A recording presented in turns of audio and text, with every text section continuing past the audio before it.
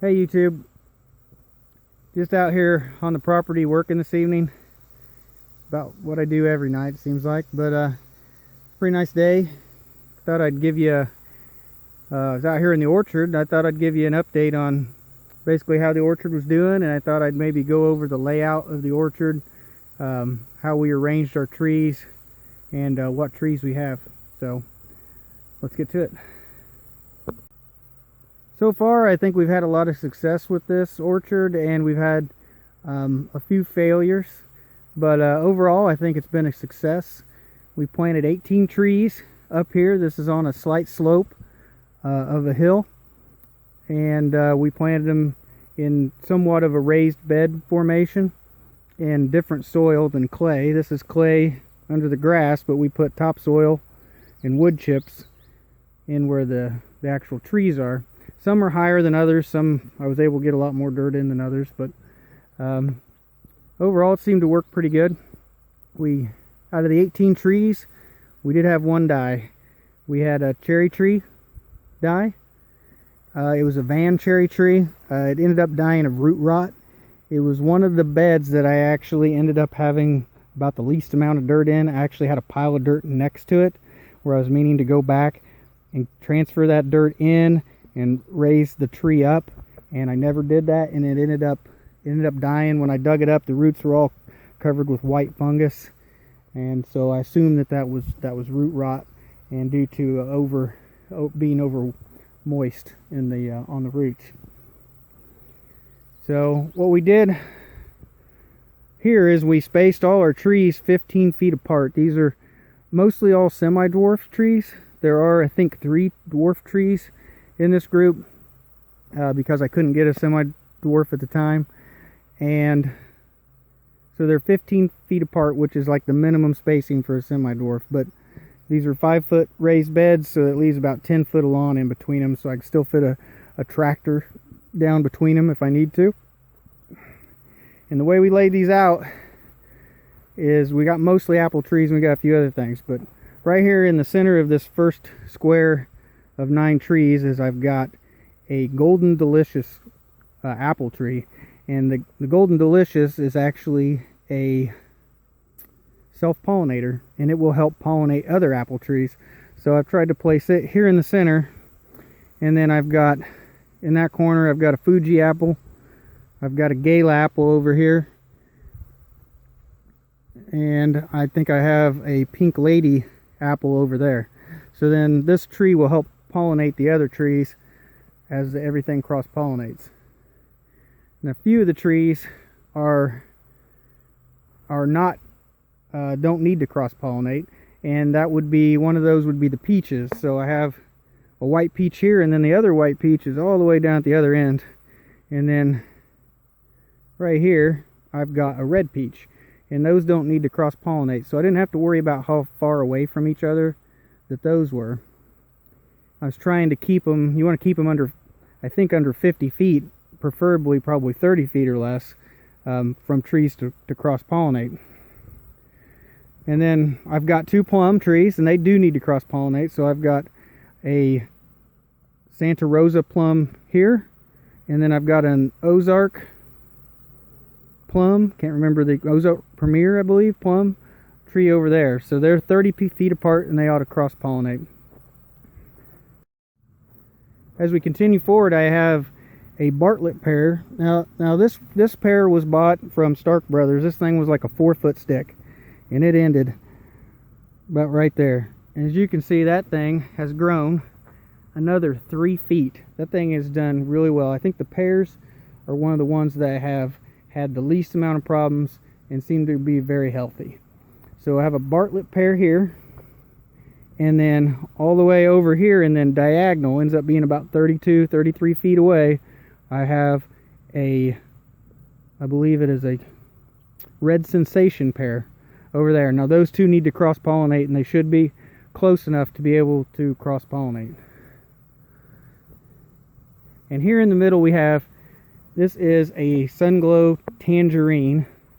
This has very, can't really tell, but when it came it was very green, the trunk, and now it's kind of darkened up, but all the limbs have a green tint to them, and this has been a very healthy tree as well. It just hasn't grown as good as the pears have. That's another one from Stark Brothers.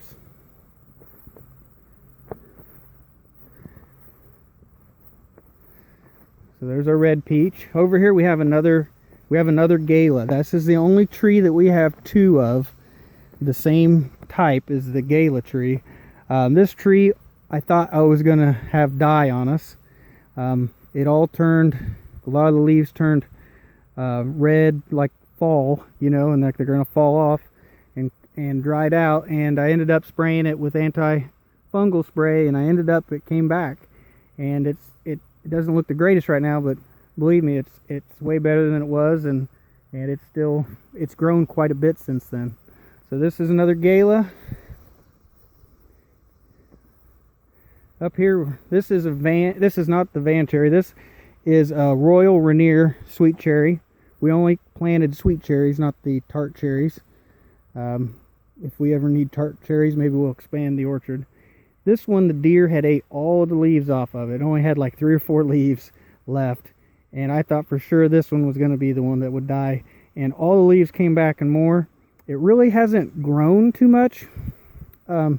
If anything, it's only grown maybe a foot, maybe 8 inches at that, but it is back healthy with leaves, so I'm real happy that it survived, because it was one of the worst ones from the deer eating it at the beginning of the season.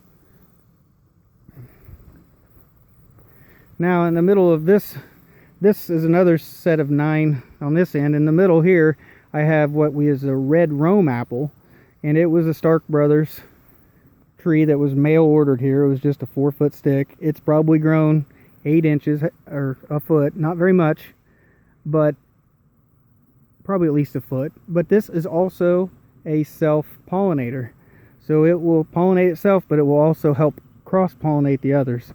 So got it right here in the middle between 3 other apple trees.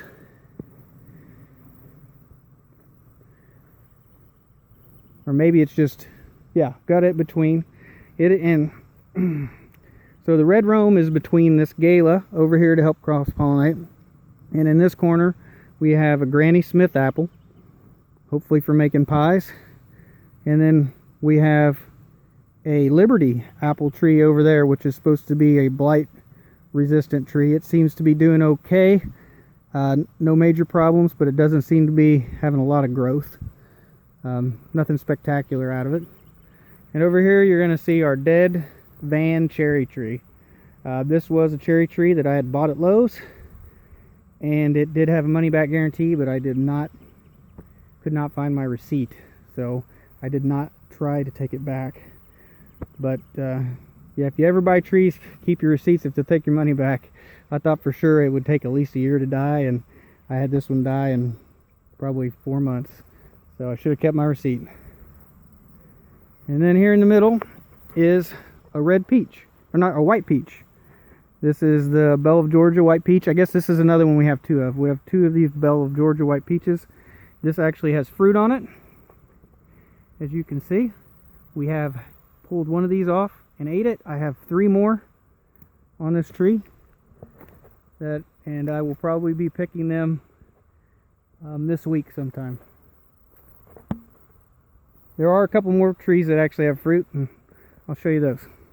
This is one of the other trees that has fruit. This is the Golden Delicious, and it's got 2, 3, 4, 5, 6, 7, 8, 9 apples on it. It has the most apples. They may not look the greatest. I haven't kept the spraying up, so some of them just don't look very appealing on the skin. But I'm really happy to have fruit off of our trees the first year. That's nice. You can see that's really bending down the limbs. Definitely looks like it's about to break some off, but it hasn't yet. And then also a Fuji apple over here has 2 or 3 fruits on it. And so you can see this is supposed to be a Fuji. These 2 trees are the most expensive trees that I paid for, sometimes by almost twice as much as some of the other trees. They were from a nicer nursery, and you can tell that they've got already had the wrap around the trunk like the rodent guard or whatever is already on there. I'm gonna have to definitely get something for these other trees to protect them this winter. Overall, I think I'm pretty happy with the way the orchard has turned out. Even though we do have this one dead tree, I'm gonna try to find another van cherry next year to plant in its place. I'm gonna give it another shot. But other than that, we've had to spray a few times to try to keep the trees from dying off that had some kind of white, you know, like mildew or some kind of rust fungus infection. That's been really our only problem. We've had to come out here and water these during some drier parts of the year, but everything's going good. We got fruit this year, real happy. That's kind of a bonus for us. So hopefully next year they all come back healthy and we even have more fruit next year. Thanks for watching.